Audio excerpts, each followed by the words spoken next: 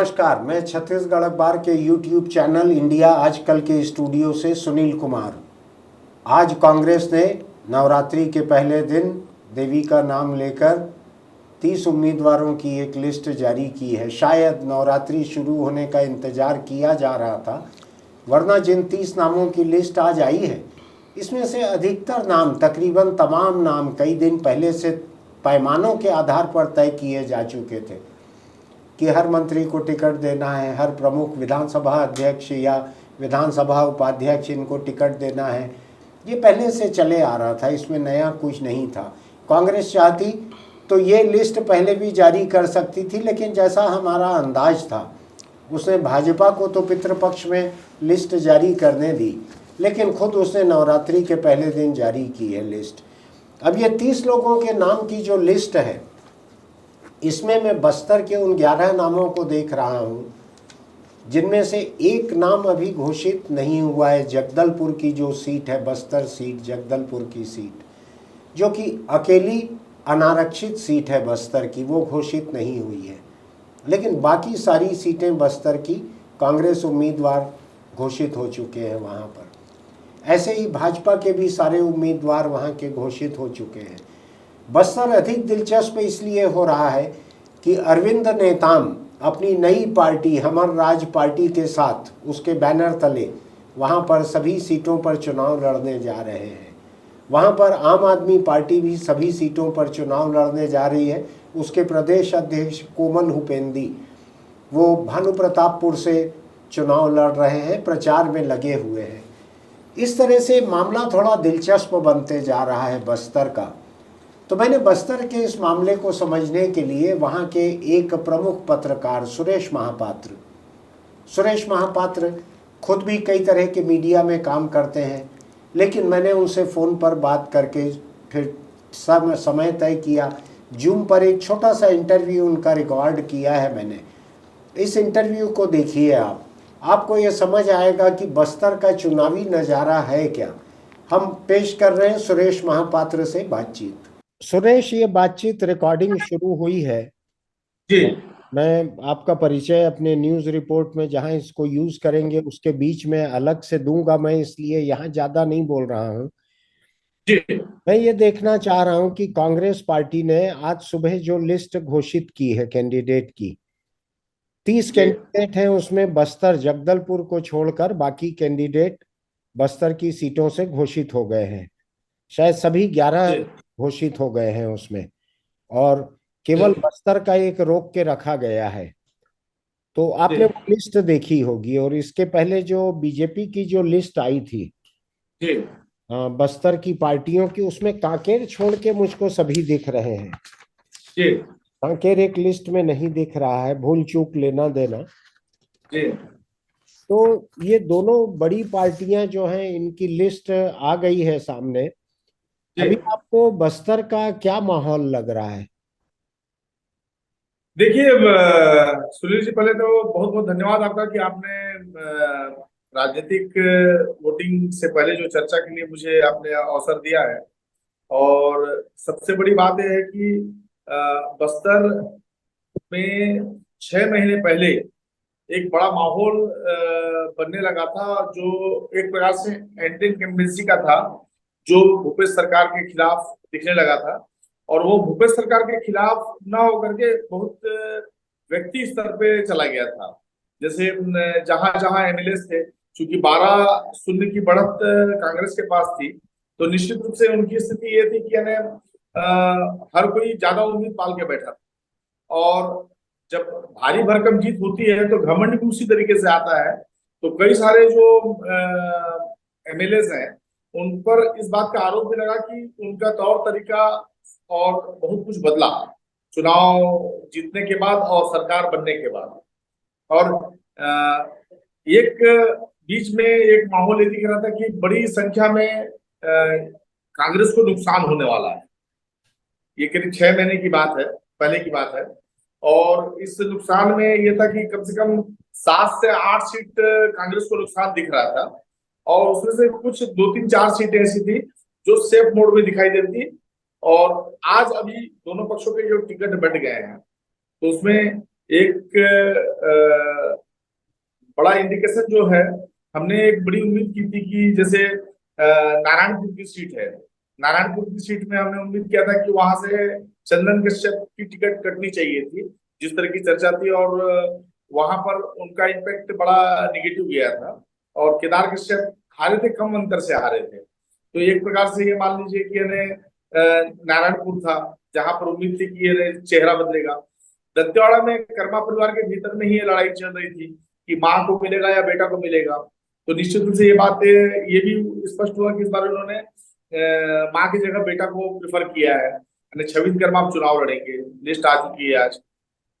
तो कर्मा परिवार के साथ एक बड़ा एक निगेटिव पॉइंट इस बीच में देखने को आया कि जो जब ब्लॉक स्तर से आवेदन मंगाए गए तो करीब 19 लोगों ने आवेदन दिए, उनमें 17 लोग बाहरी थे और 2 लोग कर्मा परिवार के थे। एक देवती कर्मा थी जो प्रेजेंट एमएलए है, और एक उनके बेटे छविंद कर्मा, जिनको भी टिकट मिली है। तो सबसे बड़ी बात यह आई कि ये जो 15 से 17 लोग जो बाहर आए, जो कर्मा परिवार के उस राजनीतिक विरासत को चुनौती देने के लिए सामने आके खड़े हुए, इनमें से 15 ऐसे लोग थे जिन्होंने एकजुट होकर के कांग्रेस में दबाव बनाने की कोशिश की कि यदि हम में से किसी एक को टिकट मिलता तो हम सब मिलकर लड़ेंगे। पर चूंकि इस सीट को भाजपा कांग्रेस किसी भी स्थिति में कर्मा परिवार से बाहर देने की स्थिति में नहीं थी, तो छवित कर्मा के हाथ में टिकट आया है। अब कोंटा कोंटा में जो कवासी लखमा है उनको तो टिकट मिलना था, एकमात्र नाम था। बीजापुर में विक्रम मंडावी, वो भी एक इकलौता नाम था। बस्तर में लकेश्वर बघेल, वो भी इकलौता नाम था। सबसे बड़ा पेच फंसा हुआ था जगदलपुर सीट में, जो अभी भी फंसा हुआ है जब हम आपस में बात कर रहे हैं। वहां रेखचंद जैन प्रेजेंट विधायक है, और राजीव शर्मा जो शहर कांग्रेस अध्यक्ष रहे, उसके अलावा पूर्व महापौर जतिन जायसवाल और महापौर सफीरा साहू और बल्कि सिंह गदू जो दीपक बैज के जो काफी करीबी हैं, वो भी उसमें दावेदार रहे। तो एक प्रकार से जगदलपुर की सीट में ये पेच फंसा हुआ है। और यदि कांग्रेस रेखचंद जैन को देती है तो क्या परिस्थितियां होंगी, राजू शर्मा को देती है तो क्या परिस्थितियां होंगी, ये दोनों ही स्थिति देखना होगा। और यदि जतिन जायसवाल को मिलता है तो क्या होगा, बल्कि सिंह गदू को क्या मिलेगा तो क्या होगा, सबके साथ अलग अलग गणित वहां पर देखने को आएगा सामने। अब हम आते हैं चित्रकूट में। चित्रकूट में अब पीसीसी चेयरमैन दीपक बैज खुद मैदान में है। राजमन बेंजाम का वहां पर टिकट काटा गया है। राजमन बेंजाम जो है बास्तानार ब्लॉक के हैं। चित्रकूट में 4 ब्लॉक आते हैं। एक लोंडीगुड़ा ब्लॉक है जहां से दीपक बैज है, और तोकापाल ब्लॉक से भाजपा के कैंडिडेट विनायक गोयल को टिकट मिला है, और बास्तानार के जो रजमन बेंजाम है उनकी टिकट काटी गई है। लेकिन सुरेश, मुझको जो याद पड़ रहा है वो ये है जी कि पहले दीपक बैज ही वहां से विधायक थे। जी बता रहा हूं मैं। जी जी, तो अब वहां पर सबसे बड़ी बात यह हुई कि दीपक बैज वहां से विधायक चुने गए, और जब वो सांसद के लिए उनको टिकट मिली तो सांसद बने। सांसद बनने के बाद वहां पर राजमन बेंजाम को अवसर मिला। राजमन बेंजाम वहां से चुनाव जीते, जो बासार ब्लॉक के थे। तो अब दीपक भाई जब सांसद बने, विधायक से सांसद बने, फिर उन्होंने उसकी विधानसभा की टिकट के लिए अपने आप को दावेदारी पेश किया और उनको टिकट मिल भी गई, चूंकि चेयरमैन थे वो। अब चूंकि वो पूर्व विधायक रहे हैं, इस बीच में एक बड़ा राजनीतिक परिवर्तन भी हुआ, चूंकि जब किसी का पद और कद बढ़ता है तो निश्चित रूप से उसका वो अपने आवामंडल के हिसाब से आगे बढ़ने की कोशिश करता है। दीपक बैज के साथ भी यही हुआ। उनके परिवार के कई लोग अलग अलग पदों में लौंडीगुड़ा ब्लॉक में शिफ्ट हुए, जिसको लेकर के उन पर भी एक परिवारवाद का जो एक आरोप जो है लगना शुरू हुआ है। अब चूंकि तोकापाल ब्लॉक जो है एक बड़ा ब्लॉक है जहां पर कांग्रेस का एक बड़ा वोट बैंक रहा है, वहां से अब तोकापाल से विनायक गोयल टिकट से लड़ रहे हैं। रजमन बेंजाम की क्या स्थिति बनेगी, वो भीतरघात करने की स्थिति बनाएंगे, और करेंगे तो कितना नुकसान करेंगे ये कहना कठिन है। और दरभा ब्लॉक में पोलिंग बहुत कम होती है, क्योंकि वो सेंसिटिव का इलाका है। वहां पर कुछ ही ऐसी जगह है जहां पर खुल के वोटिंग होती है। तोंगपा का एक पेज है जो कस्बाई क्षेत्र है, जहां पर अच्छी पोलिंग होती है। तो कुल मिला के दीपक बैज भले ही बड़ी उम्मीद से चुनाव लड़ रहे हैं, पर उनके लिए भी राह इतनी आसान नहीं लग रही है। अच्छा अच्छा। मैं अब मैं एक चीज समझना चाहता हूँ सुरेश, कि जी कांग्रेस और भाजपा ये करीब करीब वहां पर आमने सामने है अधिकांश जी सीटों पर। जी लेकिन मैं भानु प्रतापपुर का बाई इलेक्शन अगर देखता हूं तो वहां सर्व आदिवासी समाज के कैंडिडेट को जी बिना साधन सुविधा के भी 23,000 से ज्यादा वोट मिले थे। जी अब वो सर्व आदिवासी समाज जो है वो हमर राज पार्टी के नाम से अरविंद जी नेताम की अगुवाई में मैदान में है। जी और नेताम जी का मुख्य कार्य क्षेत्र बस्तर रहा हुआ है जी और वो सभी आदिवासी सीटों पे लड़वाना चाहते हैं कैंडिडेट। जी आपको क्या लगता है कि वो अगर बस्तर की हर सीट पे कैंडिडेट खड़े करेंगे तो जी कितना असर उसका होगा? देखिए, इसके लिए सबसे पहले 2018 चुनाव में जाना होगा। 2018 में कांग्रेस को जो एक तरफा बड़ी जीत हासिल हुई थी, इसमें कोई संदेह नहीं होना चाहिए कि जो अरविंद नेताम का जो एक सर्व आदिवासी समाज का जो एक वोट बैंक है, वो एक तरफा जो है कांग्रेस के फेवर में आके वोट किया था। और ये पूरे वोट जो है भाजपा और कांग्रेस में बंटने के बजाय कांग्रेस में शिफ्ट हो गए थे, जिससे एक बड़ा लाभ जो है कांग्रेस को सीधे तौर पर मिला। अरविंद नेताम अपने दम पर सीधे किसी सीट को जीतने की स्थिति में तो नहीं है। हाँ। भानु प्रतापपुर में जो उन्होंने प्रयोग किया, ये मान के चलिए कि भानु प्रतापपुर उनका इलाका है और वहां पर सभी ने मिल करके जो वोटिंग करवाया, तो उसका जो इम्पैक्ट आपको दिखा, लगभग उसी के आसपास ही रहना है। जैसे आप चढ़ते हैं, केसकाल चढ़ेंगे, कोंडागांव आएंगे, बस्तर आएंगे, और जैसे जैसे आप इधर आएंगे तो वैसे वैसे जो है नेताम का जो प्रभाव है कम होता जाएगा। हाँ। और यहाँ पर वोट वोट पड़ेंगे, पर वो वोट उतनी बड़ी तादाद में नहीं पड़ेंगे। अब एक चीज बताइए मुझको, आम आदमी पार्टी के प्रदेश अध्यक्ष जो हैं कोमल हुपेंडी, वो भी भानु प्रतापपुर से लड़ रहे हैं। जी पहले भी लड़ चुके हैं वो 2018 में। जी बाई इलेक्शन शायद नहीं लड़ा था आम आदमी पार्टी ने। जी जी तो वो लगातार काम भी कर रहे हैं, इतने साल से देख रहा हूं मैं। जी आम आदमी पार्टी का क्या असर पड़ेगा बस्तर की सीटों पर? ये बड़ा अच्छा सवाल है। मैं बस इस विषय में आने वाला था। अभी हाल ही में अरविंद केजरीवाल की एक सभा हुई लालबाग में, हाँ। जहां पीएम मोदी की सभा हुई थी। पीएम मोदी की सभा के समय पूरा मौसम खुला हुआ था, पर जब आम आदमी पार्टी की जब सभा हुई उस समय करीब 25 से 30 हजार भीड़ जगदलपुर में इकट्ठी हुई।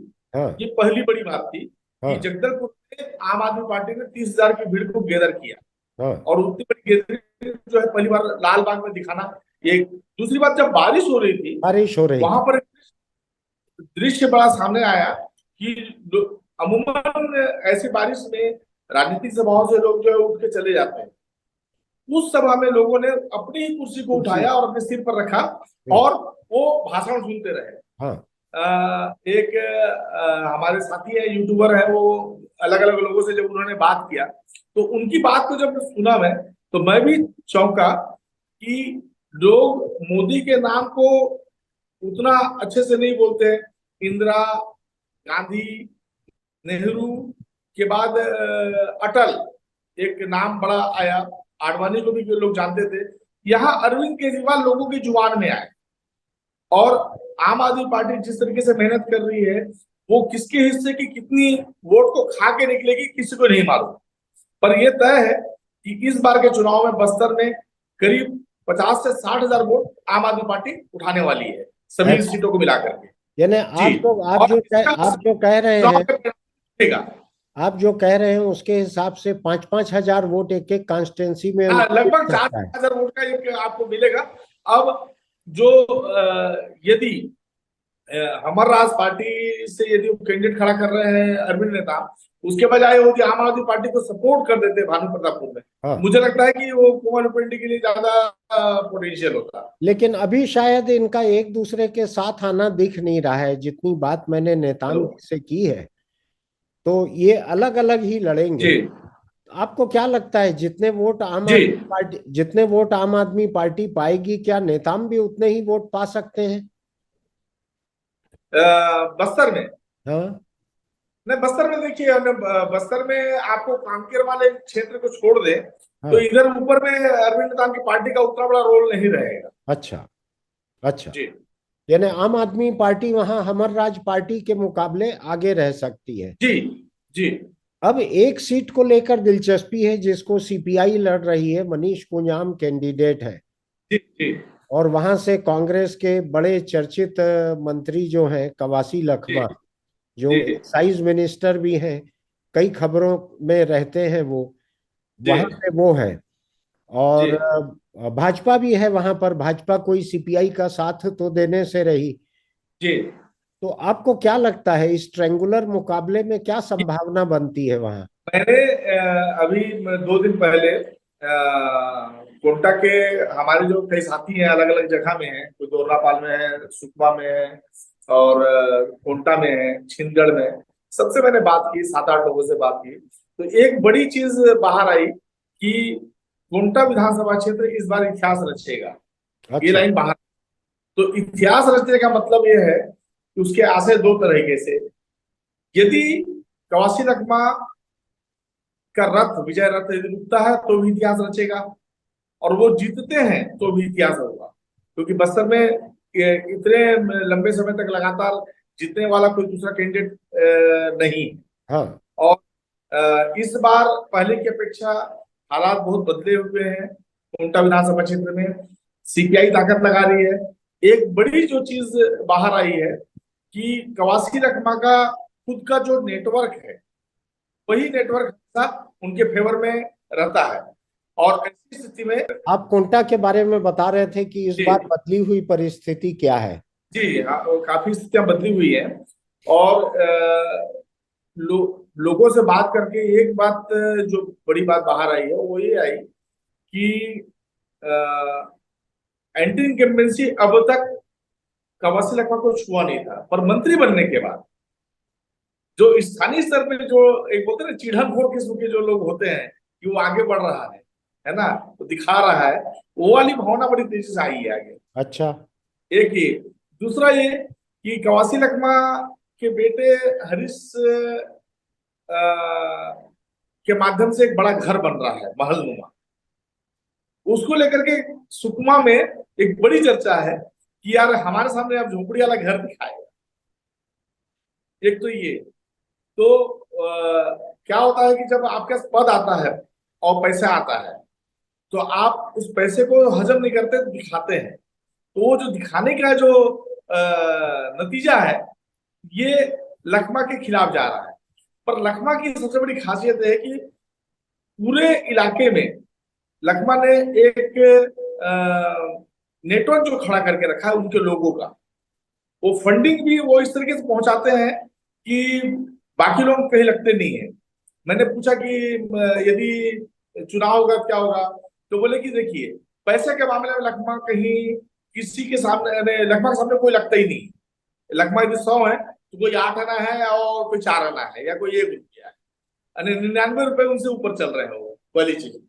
दूसरा ये कि लखमा जितना मजबूत नेटवर्क किसी के पास नहीं है, क्योंकि इस बीच में उन्होंने हर जगह में अपने लोगों को खड़ा किया है, बनाया है। तो यदि बाकी लोगों के पैसे नहीं पहुंच पाएंगे पर ये पैसे पहुंचा जाएंगे, तो वो वहां पर प्रभावित करेगा, पहली चीज। ऐसा। दूसरी बात यह है कि सीपीआई हर बार बहुत तेजी से आगे बढ़ती है, और अचानक से जब वोटिंग का समय आता है आखिरी 48 घंटे में, लगता है कि उसकी किसी ने हवा निकाल दी है। और ऐसा तीसरी बार होगा यदि ऐसा हो गया तो, और नहीं हुआ तो इतिहास रचेगा। उसकी एक वजह सुरेश ये भी हो सकती है कि पोलिंग के आखिरी के 2 या 3 दिन जो रहते हैं, उस जी वक्त खर्चा लगता है बहुत सारा। जी जो बूथ लेवल का खर्चा रहता है, पेंडाल का खर्चा रहता है, वोटर निकालने का खर्चा रहता है, जी कार्यकर्ताओं के चाय नाश्ते का खर्चा रहता है। तो गरीब सीपीआई शायद वहां पे कमजोर पड़ जाती होगी। जी। ये एक ये, और दूसरी जो चीज है कि इस बार जो स्वयं को जो टिकट मिला है, हाँ। स्वयं का काफी लंबे समय से टिकट के लिए लगे हुए हैं। ये पहले वो बीजेपी बीजेपी बीजेपी की टिकट, बीजेपी। बीजेपी, वो काम पहले वो महेंद्र कर्मा के करीबी थे सलवा जुड़ूम के दौर में। सलवा जुड़ूम के दौर में स्वयं की बदनामी वैसी बदनामी नहीं हुई जैसे बाकी सलवा जुड़ूम के लोगों की हुई है। अच्छा। और स्वयं है गगनपल्ली के रहने वाला। अच्छा। ठीक है। और किस तरीके से एक स्वयं का पोलाइट है बात करने में, है ना, बड़ा झुक के बात करते हैं। कभी बात आपके सामने भी आएंगे तो लगेगा कि नहीं, इतना झुका हुआ आदमी आपके सामने आके खड़ा हो गया है ना। तो एकदम जी भैया जी भैया। तो लोग राजनीति में ऐसे लोगों को ज्यादा प्रेफर करते हैं, अकड़ने वाले को ज्यादा पसंद नहीं करते हैं, है ना। सुरेश सुरेश, अभी दो चीजों पे अपन बात करें। जी अगर हम बस्तर की पूरी 12 सीटों को एक साथ लेकर बात करते हैं, अलग अलग सीट के बजाय, जी। तो कांग्रेस और भाजपा की स्थिति आपके हिसाब से क्या है आज एक दूसरे के मुकाबले? देखिए, मैंने मेरे हिसाब से लग रहा है कि अभी जगदलपुर को छोड़ के बाकी टिकट आ चुके हैं। तो ऐसी स्थिति में मुझे लग रहा है कि कम से कम कांग्रेस ने थोड़ा रिकवर किया है अपनी स्थिति को। पर वो 12-0 वाली स्थिति तो असंभव है, पहली चीज। दूसरी बात कि भाजपा इस बार नाउम्मीद नहीं रहेगी। अच्छा। जी। नहीं, कई सीट के। ये नाउम्मीद नहीं रहेगी, ये बड़ा वेग टर्म है, बड़ा स्पष्ट टर्म है। जी जी। कितने सीटें मिलने के आसार आपको दिखते हैं भाजपा को वहां पर? मुझे लग रहा है कि भाजपा अभी 50-50 में आ चुकी है। 50-50 में आ चुकी है। आ चुकी है। अब आखिरी दर की जो लड़ाई है वो कहां तक पहुंचाएगी, वो देखने वाली बात है। अब दो चीजें और कि सीपीआई ने मनीष कुंजाम के अलावा कुछ और भी कैंडिडेट बनाए हैं जिनके नाम की चर्चा कम है, लेकिन जी कैंडिडेट रहेंगे वो लेफ्ट के। जी और आम आदमी पार्टी और नेताम के कैंडिडेट भी रहेंगे। जी तो जितनी बाकी पार्टियां हैं कांग्रेस और भाजपा छोड़ के, जी इसको मिलने वाले नोट ज्यादा, इसको मिलने वाले वोट, मैं नोट बोल गया गलती से, दिमाग में वही बैठा हुआ है। जी। इनको मिलने वाले वोट जो हैं वो ज्यादा नुकसान किसका रहेंगे, कांग्रेस का या भाजपा का? देखिए, हर बार ये बात आती है कि कई लोग खड़े होते हैं, कई तरह की बातें होती हैं। पर बस्तर में कांग्रेस का अपना एक बड़ा सशक्त वोट बैंक है। बहुत लंबे समय से, आजादी के बाद से यहाँ पर लोग उसी आधार पर वोट करते रहे, पंजा छाप। और उस जगह को, उस वैक्यूम को तोड़ा है भाजपा ने। हाँ सीपीआई कुछ सीटों पे रही है, पहले कोटा में थी, फिर दंतेवाड़ा में भी रही, हाँ और जगदलपुर के कुछ हिस्से में रही। धीरे धीरे धीरे सीपीआई का जनाधार काफी सीमित हुआ है। अब हाँ लोग प्रत्याशियों के बारे में चर्चा तक नहीं करते हैं, पहली बार। हाँ यदि मनीष को छोड़ दें तो लोग अरे सीपीआई को छोड़ो। सीपीआई के साथ जो दंतेवाड़ा विधानसभा के उपचुनाव में जो हुआ, हाँ सीपीआई सरेंडर कर गई उपचुनाव में। और सरेंडर इस तरीके से की कि सीपीआई के सारे लोग जो है कांग्रेस में शिफ्ट हुए। और अच्छा। इसी वजह से जो जीत हार का जो अंतर है, बड़ा अंतर दिखता है।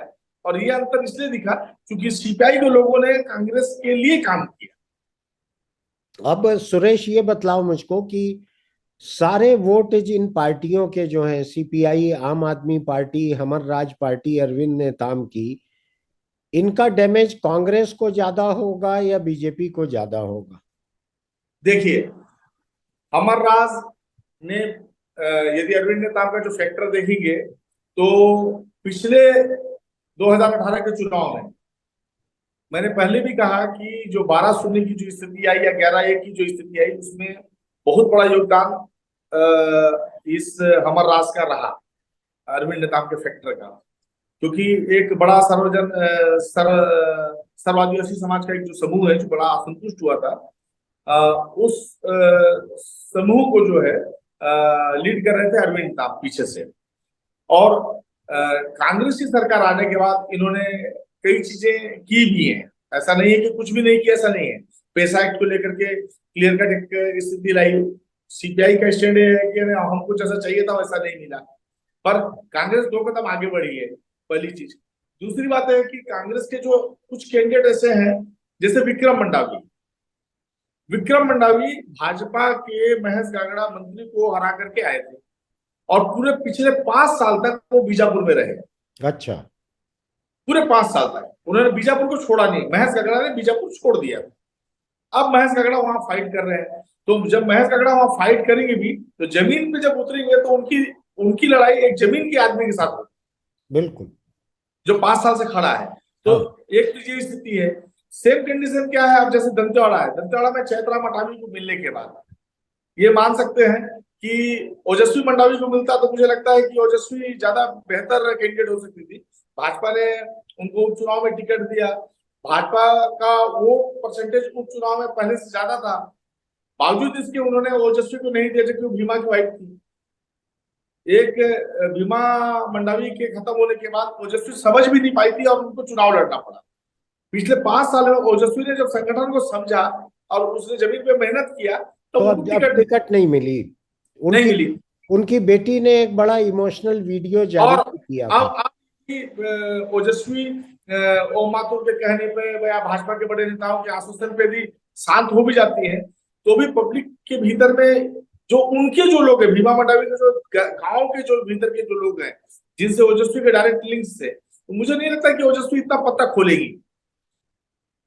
कुछ पत्ते दबा के रखेंगे और इन पत्तों का नुकसान भाजपा को हो सकता है। अब एक सवाल का जवाब मुझको चाहिए सुरेश, कि जो आदिवासियों के ईसाई बनने का जो मुद्दा है, एक टकराव चल रहा है बस्तर में कई जगहों पर, जी कि जो ईसाई बन गए हैं और जो ईसाई नहीं बने हैं, जिनको हिंदू अपना कहते हैं, जो आदिवासी अपने आप को आदिवासी कहते हैं, ये मुद्दा कितना बड़ा है? चर्च का मुद्दा कहें, इधर ईसाई बनने का कहें, गांव में ईसाइयों के विरोध का कहें, ये चुनाव को कैसे असर करेगा? देखिए, ये जो लड़ाई हो रही है, ये लड़ाई आप मान के चलिए भाजपा वर्सेस अरविंद नेताम के लोगों के बीच में है ना। अरविंद नेताम की पार्टी हमर राज इस बात को कहते हैं कि आप ट्राइब हो, आप बात कीजिए, आप बोलिए कि आप मैं ट्राइब हूँ, आई एम ए ट्राइब और नॉट ए हिंदू, मैं हिंदू नहीं हूं, मैं ट्राइब हूँ। तो ये जो फैक्टर चल रहा है, तो अब लड़ाई ये हो रही है कि भाजपाई जो ट्राइबल है, जो भाजपा के जो ट्राइबल है, वो ये बोलते हैं कि हम आदिवासी हैं और हम हिंदू हैं। ठीक है, अब वो आदिवासी हिंदू और ऐसे आदिवासी जिन्होंने अपने आप को क्रिश्चियन में कन्वर्ट किया है, इनके बीच में फाइट चल रही है। अब इस फाइट में कांग्रेस क्या किनारे खड़े होकर देखने की कोशिश कर रही थी, पर इस फाइट कांग्रेस ने सोचा कि इस लड़ाई में यदि हम अपना हाथ डालेंगे तो हाथ जल जाएगा। पर मेरा यह मानना है कि वो हाथ डाले या न डाले, कांग्रेस का जलना तय हाँ है ना। और हाँ ये इसका जो असर है हाँ। आपको चुनाव के वोटिंग के काउंटिंग के बाद दिखेगा, यानी क्योंकि आप अभी अभी अपन इसको थोड़ा ठोस शक्ल में बात करें, तो इससे क्या जी भाजपा भाजपा को फायदा होते दिख रहा है आपको इस लड़ाई में?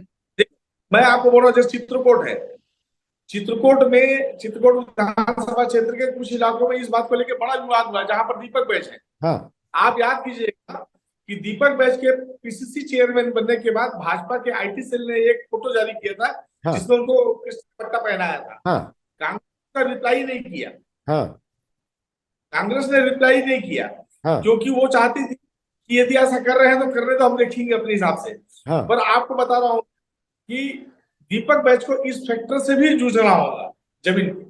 मैंने दीपक बैज उन्हें मैंने दीपक बैज के प्रदेश अध्यक्ष बनने के बाद फोन किया और उनको जी मैंने पूछा कि ऐसा आरोप लग रहा है कि आप ईसाई बन चुके हैं, तो जी क्या कहना है आपका? तो उन्होंने 2-3 बार जवाब को घुमाते रहे इधर उधर, उन्होंने सवाल का जवाब नहीं दिया।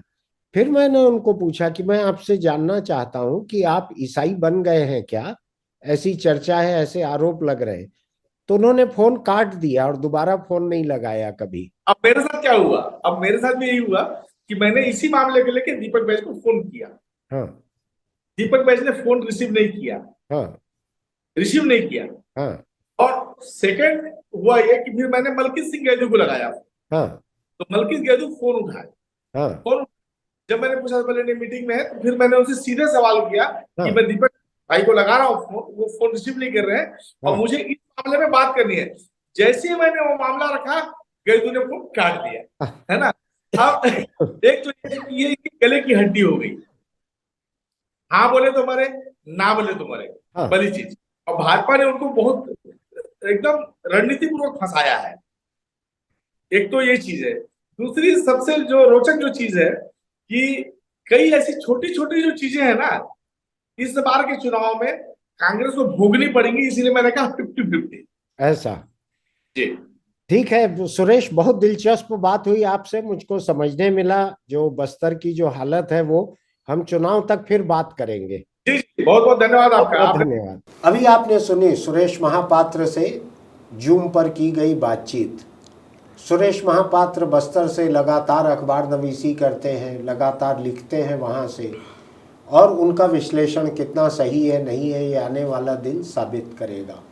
फिलहाल वो हमको ऐसे व्यक्ति सूझे जिनसे हम बात करके विश्लेषण उनका आपके सामने रख सकें। अभी हम कांग्रेस की आज की लिस्ट के बारे में कुछ और चर्चा भी आज करेंगे। ये पहली चर्चा है, इसके बाद कुछ और चर्चा भी हम करेंगे। तो उस चर्चा में हम फिर मिलते हैं। तब तक अगर आपको हमारे वीडियो अच्छे लगे तो आप इसको सब्सक्राइब कीजिए, नोटिफिकेशन की बटन दबाइए, लाइक कीजिए, टिप्पणी भी लिखिए आपको जो लगता है। और हाँ, अगर आप गुटखा, तम्बाकू, सिगरेट, बीड़ी के शौकीन हैं तो इनको छोड़ दीजिए, नहीं तो कैंसर नहीं छोड़ता है इनको। और कैंसर में केवल मरीज नहीं मरता, पूरा परिवार मर जाता है। तो वक्त रहते इसको छोड़ दीजिए। फिर मिलते हैं।